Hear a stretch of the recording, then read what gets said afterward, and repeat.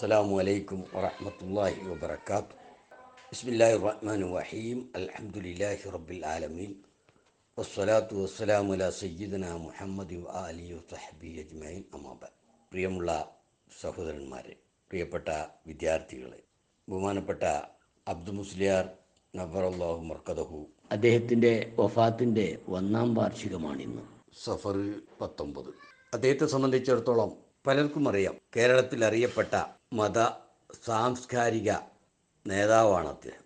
മഹാപണ്ഡിതൻ, സംഘാടകൻ, ഭരണകർത്താവ്, സന്നദ്ധ സേവകൻ, ഭൗതിക പരിത്യാഗി തുടങ്ങി ഒരുപാട് മഹത്വങ്ങൾ അദ്ദേഹത്തിനുണ്ട്.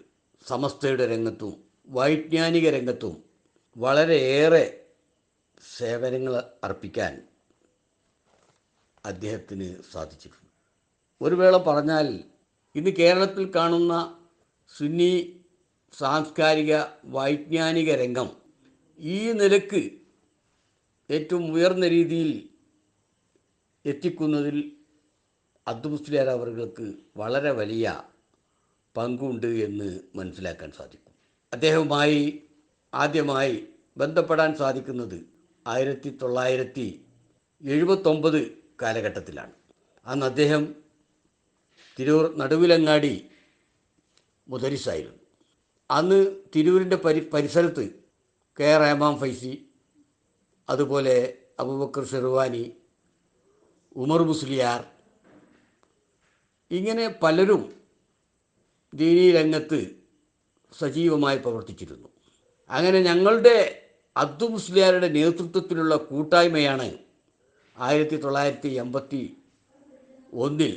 1981 സുപ്രസിദ്ധമായ അൽ മുബാറക്ക് വാരിക പ്രവർത്തിക്കുന്നത്. അതിൻ്റെ കമ്മിറ്റിയുടെ പ്രസിഡന്റ്, ഇസ്ലാമിക പ്രചാരണ സഭ എന്ന കമ്മിറ്റിയുടെ പ്രസിഡന്റ് അദ്ദേഹമായിരുന്നു. ഞാനായിരുന്നു ആ പത്രത്തിൻ്റെ ചീഫ് എഡിറ്റർ. നമ്മുടെ കെ ആർ റഹ്മാൻ ഫൈസി അവറുകൾ, അബ്ദുൽ ഹക്കീം ആദൃശ്ശേരി ഫൈസി അവറുകൾ, അബൂബക്കർ ഷെർവാനി, മഹമ്മൂദ് ഫൈസി, ഇങ്ങനെ കുറേ ആളുകൾ അതിൻ്റെ പത്രാധിപ രംഗത്ത് പ്രവർത്തിച്ചിരുന്നു.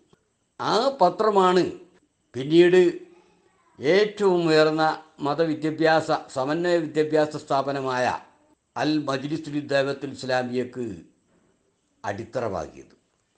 ആ പത്രത്തിൻ്റെ ഗൾഫിലും മറ്റുമുള്ള പ്രവർത്തകരാണ് അൽ മജ്ലിസ് രൂപം കൊണ്ടപ്പോൾ അതിനു വേണ്ടി പ്രധാനമായി പ്രവർത്തന രംഗത്തുണ്ടായത്. ഇസ്ലാമിക പ്രചാരണ സഭ എന്ന ആദ്യത്തെ സംഘടന, അതാണ് പിന്നീട് അൽ മജ്ലിസുൽ ദഅവത്തുൽ ഇസ്ലാമിയ എന്ന പേരിൽ അറിയപ്പെട്ടത്. മജ്ലിസിൻ്റെ പ്രവർത്തനം സംബന്ധിച്ച് എല്ലാവർക്കും അറിയാം.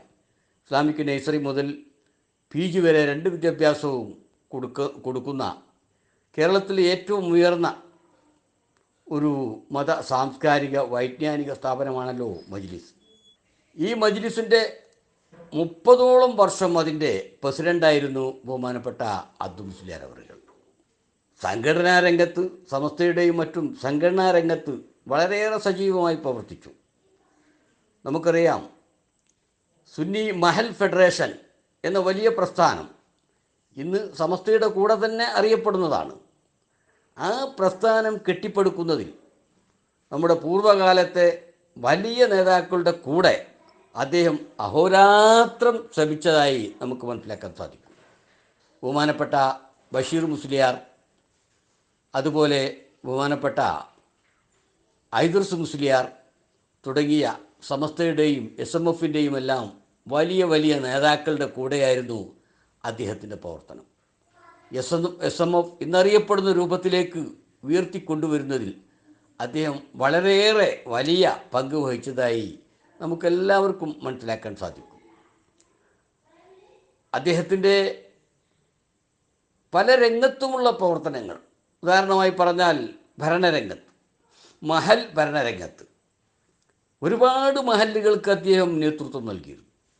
അദ്ദേഹത്തിൻ്റെ രാജ്യത്ത് ആ മഹലിൻ്റെ, കക്കാടംപുറം മഹലിൻ്റെ പ്രസിഡൻ്റായി വളരെക്കാലം അദ്ദേഹം പ്രവർത്തിച്ചു. എടക്കുളം,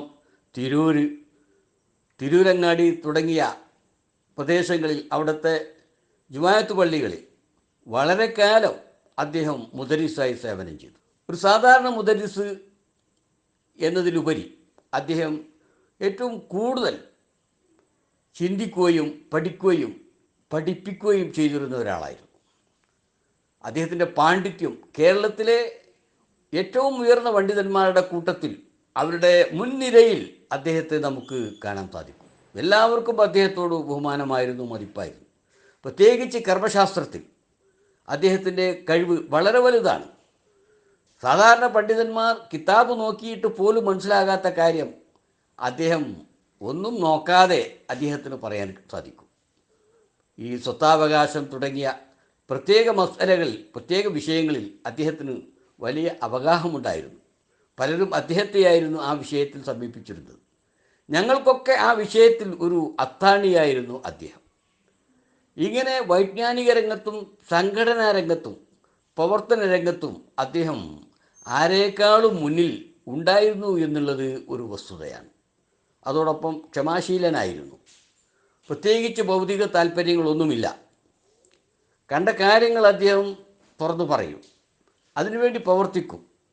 ആരുടെ മുമ്പിലും കൂസാതെ സുന്നത്ത് ജമാഅത്തിന് വേണ്ടി മരണം വരെ അദ്ദേഹം സേവനം ചെയ്തു എന്നുള്ളത് അദ്ദേഹത്തെ മറ്റു പലരിൽ നിന്നും മാറ്റി നിർത്തുന്നതായി നമുക്ക് കാണാൻ സാധിക്കും. അദ്ദേഹത്തിൻ്റെ വിയോഗം നമ്മെ സംബന്ധിച്ച്, പ്രത്യേകിച്ച് നമ്മുടെ മജ്‌ലിസ് സ്ഥാപനങ്ങളെ സംബന്ധിച്ച്, കേരളത്തിലെ സുന്നത്ത് ജമാഅത്തിൻ്റെ പ്രവർത്തനങ്ങളെ സംബന്ധിച്ച് വിലയിരുത്തുമ്പോൾ അത് വലിയ നഷ്ടമാണ്. അദ്ദേഹത്തെ മനസ്സിലാക്കുന്നവർക്ക് അതറിയുകയുള്ളൂ. ഒരു കാലത്ത് കേരളത്തിൽ അറിയപ്പെട്ട ഏറ്റവും ഉയർന്ന പണ്ഡിതന്മാരിൽ ഒരാളായിരുന്നു അദ്ദേഹം. പിന്നെ സംഘടനാ രംഗത്ത് സജീവമാകാതിരുന്നപ്പോൾ, ആദ്യം നല്ല സജീവമായിരുന്നു, പിന്നീട് അത്ര സജീവമാകാതിരുന്നപ്പോൾ പുതുതായി വളർന്നു വന്ന കുട്ടികൾക്ക് വേണ്ടത്ര അദ്ദേഹത്തെ മനസ്സിലാക്കാൻ കഴിഞ്ഞിട്ടുണ്ടാകില്ല. പക്ഷേ പണ്ഡിതന്മാർക്കെല്ലാം അദ്ദേഹത്തെക്കുറിച്ചറിയാം. നേതാക്കൾക്കും അദ്ദേഹത്തെക്കുറിച്ച് ധാരാളം അറിയാം. ഏതായാലും അദ്ദേഹം നമ്മോട് വിട പറഞ്ഞു. ഒരു വർഷം ഇന്നത്തേക്ക് തികയുകയാണ്. അള്ളാഹു അദ്ദേഹത്തിൻ്റെ സേവനങ്ങളെല്ലാം സ്വീകരിക്കുമാറാകട്ടെ. അദ്ദേഹത്തെ നമ്മയും അള്ളാഹു തആല നാളെ പരലോക സ്വർഗത്തിൽ ഒരുമിച്ച് കൂട്ടുമാറാകട്ടെ. നമ്മുടെയും അദ്ദേഹത്തിൻ്റെയും എല്ലാ ദോഷങ്ങളും അള്ളാഹു പുറത്തു തരുമാറാകട്ടെ. നമ്മുടെയും അദ്ദേഹത്തിൻ്റെയും കുടുംബങ്ങൾക്ക് അള്ളാഹു കൂടുതൽ ബർക്കത്ത് പ്രദാനം ചെയ്യുമാറാകട്ടെ. ആമീൻ എന്ന് പ്രാർത്ഥിച്ചു എൻ്റെ വാക്കുകൾ ഞാൻ അവസാനിപ്പിക്കുന്നു. അസ്സലാമു അലൈക്കും വറഹ്മത്തുള്ളാഹി വബറകാതുഹു.